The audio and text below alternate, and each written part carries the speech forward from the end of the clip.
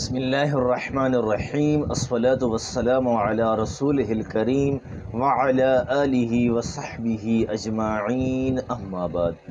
محترم بھائیوں اور دوستوں، علماء دیوبند اور علماء بریلی کے مابین اختلافات اتنے زیادہ ہو چکے ہیں کہ ایک دوسرے کے پیچھے نماز پڑھنا، ایک دوسرے کے ساتھ سلام مصافحہ کرنا، ایک دوسرے کے ساتھ لین دین کرنا انتہائی مشکل ہو گیا ہے، اور اس کے پیچھے اکابرین کی عبارات ہیں، اکابرین کے فتاوی جات ہیں۔ میں اس اعتبار سے چند گزارشات کرنا چاہتا ہوں، اتحاد بین المسلمین کے جذبے کو سامنے رکھتے ہوئے وحدت امت کی بات کرنا چاہتا ہوں۔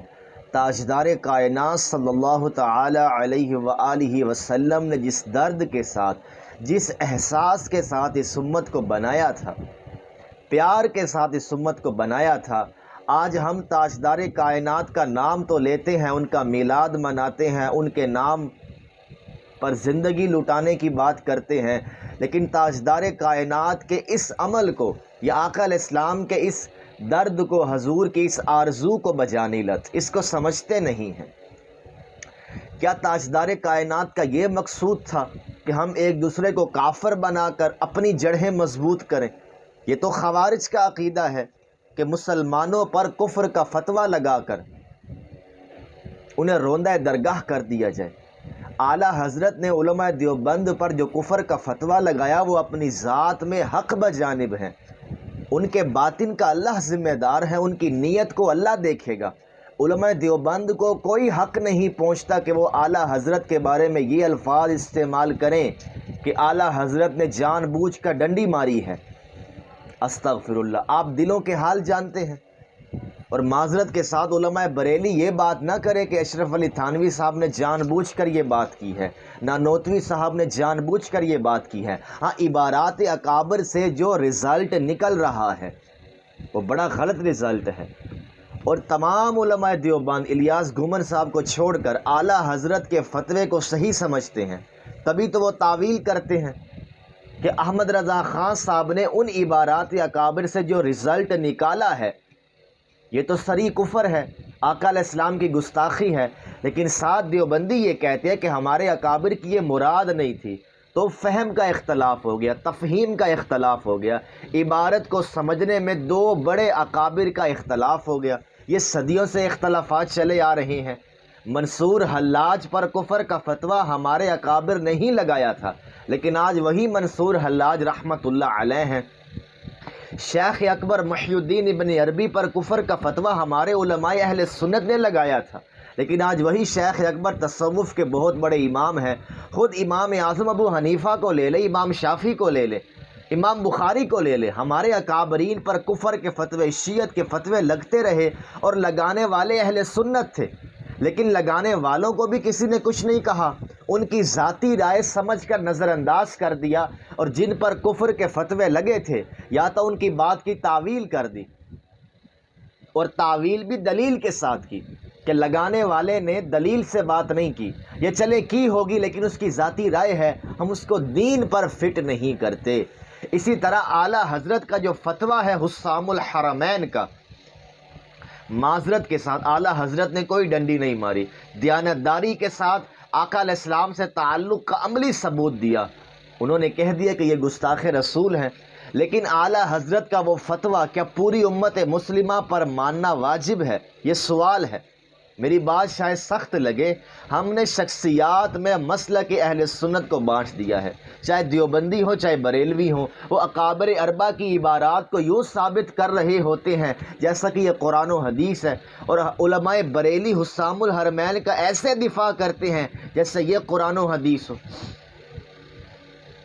دیکھیں، سند کی حیثیت اللہ رسول کو حاصل ہے، دین پر اگر کوئی حکم لگانا ہے تو اللہ رسول ہمیں اجازت دیں گے، اللہ رسول کی طرف سے وہ سند لی جائے گی۔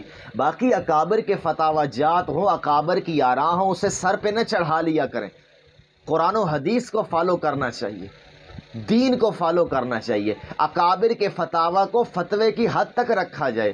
تو میں گزارش یہ کرنا چاہوں گا کہ دیوبندیوں کے بارے میں یہ رائے نہ رکھی جائے، کوئی دیوبندی، مستند دیوبندی، معتدل دیوبندی، اہل علم حضرات احمد رضا خان صاحب کی اس رائے کا احترام کرتے ہیں اور وہ تعویل کرتے ہیں اپنی عبارتوں کی کہ تھانوی صاحب نے جو یہ بات لکھی ہے احمد رضا خان صاحب کے معنی کے مطابق تو یہ کفر ہے، لیکن اشرف علی تھانوی صاحب نے یہ کہا نہیں، وہ کچھ اور کہنا چاہتے تھے۔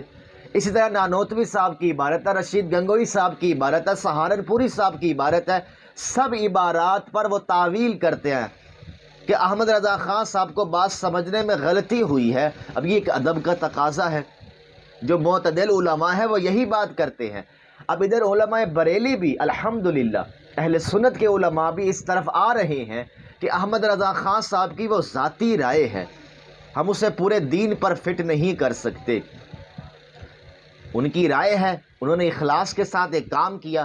ورنہ میرا معصومانہ سوال ہے کہ جن اکابرین نے امام بخاری پر کفر کا فتویٰ لگایا تھا آپ ان کے فتوے کو کیوں نہیں مانتے؟ جن اکابر نے منصور حلاج پر کفر کا فتویٰ لگایا تھا آپ ان کے فتوے کو کیوں نہیں مانتے؟ جن اکابر اہل سنت نے تمام صوفیاء پر کفر کا فتویٰ لگایا آپ ان کو کیوں نہیں مانتے؟ کفر کا فتویٰ لگانے والے بھی رحمت اللہ علیہ ہیں اور جن پر کفر کا فتویٰ لگا وہ بھی رحمت اللہ علیہ ہیں۔ کسی نہ کسی درجے میں تعویل ہوئی ہے نا، یہاں بھی ہونی چاہیے۔ اور میں دیانتداری سے بات کر رہا ہوں، میری بات ہوئی ہے۔ احمد رضا خان صاحب ان عبارات سے جو مطلب نکال رہے ہیں یہ مطلب تو صریحاً کفر ہے، دیوبندی بھی مانتے ہیں۔ وہ یہ کہنا چاہتے ہیں کہ ہماری مراد یہ نہیں ہے۔ اب وہ جو مراد پیش کر رہے ہیں دیانتداری کے ساتھ غیر جانبدار ہو کر ہمیں سننی چاہیے، علم و عقل کی بنیاد پر اسے قبول بھی کرنا چاہیے۔ مسلک اہل سنت کی بنیاد نہ دیوبندی ہے نہ بریلوی ہے، بلکہ سنی مذہب بھی کیا ہے، یہ ایک تعارف ہے عقائد و نظریات کا۔ اصل چیز تو دین اسلام ہے، ہم دین پر کام کیوں نہیں کرتے؟ تو خلاصہ کلام دیوبندی بریلوی اکٹھے ہو سکتے ہیں، اتحاد امت کی بات کی جا سکتی ہے اگر یہ مباحث ہم چھوڑ دیں۔ علم غیب، حاضر ناظر، مختار کل، مشکل کشا، حاجت روا، یہ بھی الفاظ کا اختلاف ہے، کوئی ایسی بات نہیں ہے۔ تعریفات کے اختلافات ہیں، تعبیر کا اختلاف ہے۔ اگر آپ بالمفہوم دیکھیں تو دونوں ایک ہی بات کر رہے ہیں۔ علماء بریلی جو تعریف کرتے ہیں حاضر ناظر کی، اس اعتبار سے دیوبندی اس کو شرک نہیں سمجھتے، اور جس اعتبار سے علماء دیوبند مختار کل کی حاضر ناظر کی نفی کرتے ہیں علماء بریلی اس کو گستاخی نہیں کہتے۔ غلط فہمی کا ہم شکار ہیں۔ تو پہلی بات، علماء دیوبند عبارات اکابر پر ضد چھوڑ دیں، بس ان سے بات کرنے میں خطا ہو گئی، یہ جملہ بولنے میں کیا مسئلہ ہے؟ علماء بریلی یہ کہہ دیں کہ اعلیٰ حضرت کا ذاتی فتویٰ ہے، وہ جانے۔ کوئی دیوبندی بھی حضور کے علم کو جانوروں سے تشبیہ نہیں دیتا، کوئی دیوبندی بھی آقا علیہ السلام کے بعد نبوت کا امکان نہیں مانتا، کوئی دیوبندی بھی شیطان کے علم کو زیادہ مانے، حضور کے علم کو کم مانے، استغفر اللہ، کوئی دیوبندی نہیں مانتا۔ عبارات سے ظاہری طور پر یہ تاثر مل رہا ہے، لیکن حقیقتاً ان عبارتوں کا مطلب کیا ہے کسی دیوبندی سے وضاحت لے لیں۔ یہ بہت بڑا حوصلہ پیدا کرنا پڑے گا۔ دونوں حضرات اپنے اپنے اکابر کی جو عقیدت ہے اسے سائیڈ پر رکھیں۔ میں یہ نہیں کہہ رہا کہ بے ادبی شروع کر دے، فتویٰ ہے، ادھر والوں نے بھی کچھ مسئلے بیان کی، ادھر والوں نے بھی مسئلے بیان کیے، چھوڑ دیں یہ مسئلے، قرآن پر آ جائیں، حدیث پر آ جائیں، دونوں سنت رسول کی بات کریں، عشق رسول کی بات کریں، محبت رسول کی بات کریں، تاجدار کائنات کے قدم مبارک سے فیض حاصل کرنے کو عام کریں۔ انشاءاللہ دیوبندی بریلوی اکٹھے ہو جائیں گے تو حسام الحرمین حق بجانب ہے اعلیٰ حضرت کی ذات تک، تھانوی صاحب کی بات حق بجانب ہو سکتی ہے ان کی ذات تک، ورنہ علماء دیوبند یہ عبارات ممبر پر کیوں نہیں بیان کرتے؟ اگر یہ عین دین ہے تو تحذیر الناس اگر عشق رسول میں لکھی گئی تھی، تعریف رسول میں لکھی گئی تھی تو بیان کریں ممبر پر، نہیں بیان کرتے۔ تو خلاصہ کلام، اندر سے سب سمجھتے ہیں کہ مسائل ڈسٹرب ہوئے ہیں، لیکن یہ بھی ان کی دیانتداری ہے کہ وہ اپنے اکابر کو کافر کیسے مان لیں۔ تو بھائی آپ کفر کی بات کریں بھی نہ، اور یہ مطالبہ بھی نہ کریں کہ وہ اس کو گستاخی سمجھے، بھائی وہ نہیں سمجھتے۔ اختلاف اب رائے کا ہے، فہم کا ہے۔ تو ان گزارشات کو سامنے رکھیں اور سینہ بڑا کریں، اعلیٰ ظرفی کا مظاہرہ کریں۔ کسی کو گستاخ کہنا بہت آسان ہے، اس میں عشق رسول کی شمع فروزہ کرنا بہت مشکل ہے۔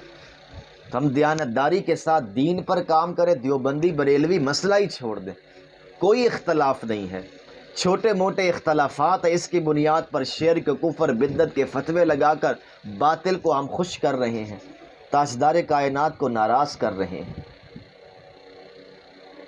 اللہ تعالی ہم سب کو اتحاد امت کا جذبہ نصیب فرمائے۔ وما علینا الا البلاغ۔